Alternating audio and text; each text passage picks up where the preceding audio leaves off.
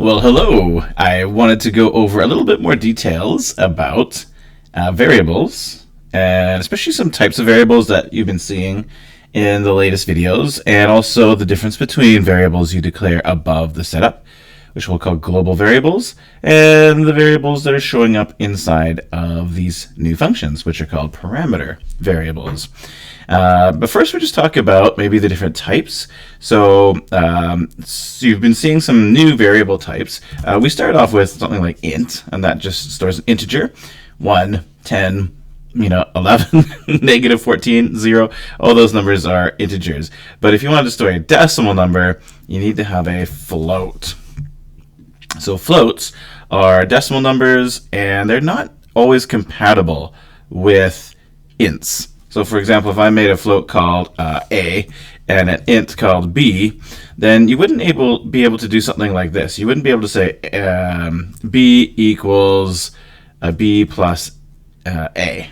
If you try to do that, it's going to give you an error message. Let's see if I can zoom in. It says type mismatch. Float does not match with int.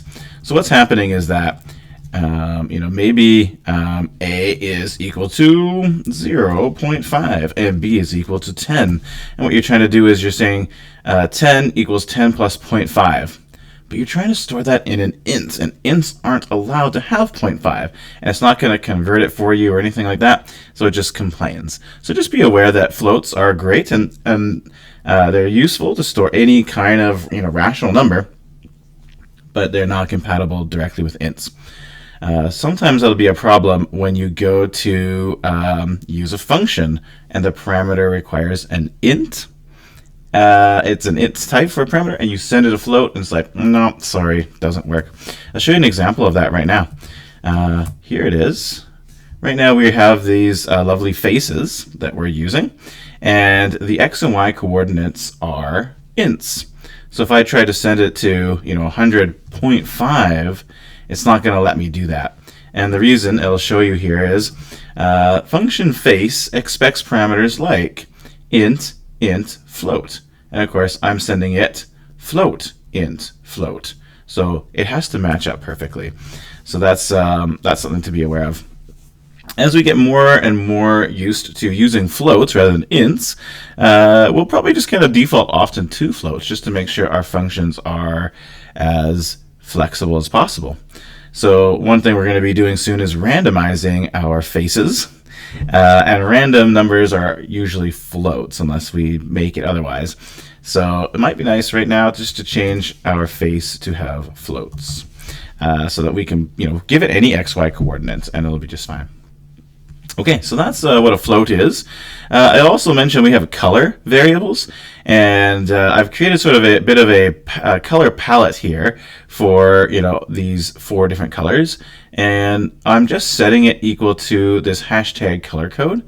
You are getting these from the color selector, or actually any source, because this hex code, it's called, this code for representing a color with a single value is really common. And if you took previous courses with me, you might have done HTML and CSS, and that's how we specify colors in that language.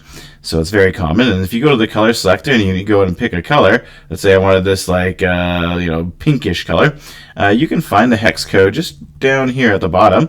You can even just press copy, I think, to grab that, or Command C to grab that, and then that whole color is going to be stored in a single variable.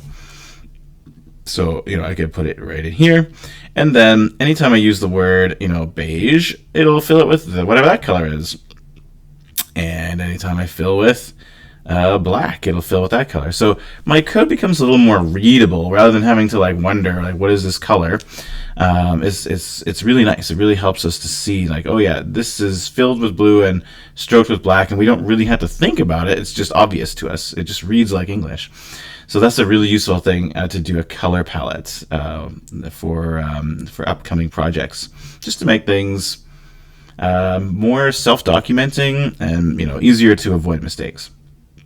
Okay, last thing I want to mention is we have variables here at the top. These are called global variables. Anything above setup is a place for declaring global variables. And what I mean by global variable is that if you declare a variable above setup in this space, then you can use it anywhere in this program. You can use it in the setup function. You could use it in the draw function. You could use it in your self-defined functions, right? Here I'm using blue. It's in the skin function. Amazing. So global variables are very useful for being everywhere and accessible and modifiable everywhere. There is a bit of a problem, though, with global variables, and that is, do you remember when we were doing our animation and everything was global variables?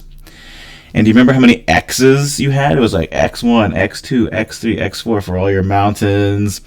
You know, you probably reuse the variable names quite a bit. It depends on your project, of course. Not everybody had to do that, but you might see where that problem could happen, right? You can't really have variables that are like renamed over and over again.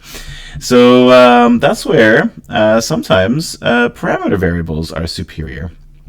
So if we go down to a parameter, for example, take a look at my face function. It uses these parameters: float x, float y, and float s. That's an x coordinate, a y coordinate, and a size. These variables only exist inside of this function and any functions that I call from this function. So x doesn't exist outside. If I try, I don't have any global x's. If I tried to say something like x equals 9 over here, it doesn't work. It says the variable x does not exist. And that's because there is no x inside of the draw function. There's no global variable called x. And look at this. This only exists inside of this function. So that's handy because it keeps the code tidy. I don't have to have my entire global variable space all clogged up with all sorts of different variable names. And check it out. My face has an x variable, but if I go to my I function, it also has an x and y. These ones are ints, but it's not a big deal. I could just change it to float and it would be no problem. So in this function, these are my variables. They're different than the x and y up here. They're different variables, but I've named them the same thing because they represent the same quantity. But then they won't get mixed up because they only exist within the function that they're created. So parameter variables, that's their deal. Their scope is the term in computer science. Their scope is just the function where they're declared as parameters. So then they don't overlap with other functions, and we can name it. We don't have to name this one x1, y1, x2, y2. We can just name them all x and y, and then they won't interfere with each other. You might wonder what would happen if I also named a global variable x. It seems to let me do it. So I have an x here, and I have an x there. So according to what I just said, float x is a global variable. It's accessible everywhere. But then a parameter variable is accessible only in the function. But so is the global variable. They're both named x. So which one takes priority? So this is a small problem that you might never run into, but it's good to know. I made a little test project here. I have int x as a global variable, and then I made a test function with int x as a parameter. And so I set x to 10. When I call test function, I send it an 11. So that means that this x, the parameter variable, should have a variable of 11, because that's where they get their values from, right? When you call the function, you send it the value. So that's where it loads this. The global variable, I just assigned it a 10. So what gets printed? Does a 10 or an 11 get printed? So if you guessed 11, you're right. Basically, the parameter variable takes precedence. It's more important inside of this function than the global variable. But try just to not conflict names from global to parameters if you can, because it's kind of annoying. I ran this, and you can see it's printing out 10, 10, 10, 10, 10. So in other words, sorry, actually, no, that's not right. Let me run it again. I made it, I tricked it, and I got it to work. So if I run it, okay, here we go. Okay, 11, 11, 11, 11. You can see it's running. This is 11 over and over being printed out. The way I'm printing to this space here, this space is called the console, by the way. I'm using the print line function. It's print, the word print, and then ln. which stands for line. So it prints a line of text to the console. So you can print variables and see what their values are. So parameters take precedence if there's a naming conflict with a global variable. And what if you wanted to use the global variable? If I wanted this to be 10, then I can sort of force it to use the global variable by saying this.x. So if I run that, now you'll see we got the 10. So, not super important information, to be honest. I don't think I would be testing that at all. It's just an interesting fact that, these variables sort of have types, both in terms of their data and in terms of where they're accessible, their scope. And sometimes those conflict, and there's ways around it that processing in Java provide us. So I think the easiest way to just deal with it is don't name a parameter and a global variable the same if you can avoid it. And if you can't avoid it, then those are some ways to deal with it. So there you go. So there's some extra information about variables that may have come up from watching the most recent videos, and hopefully that clarifies a few things. Feel free to ask in class if there's still some confusion. Okay, thanks everybody. It didn't stop recording. I'll just do this. Bye.